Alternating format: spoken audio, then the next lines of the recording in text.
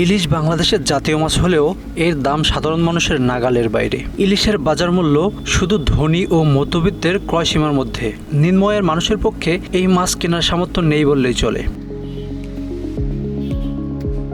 সেই চিন্তা থেকে নতুন অন্তর্বর্তীকালীন সরকার এবার দুর্গাপুজোর সময় ভারতে মাছ রপ্তানি বন্ধ রাখে।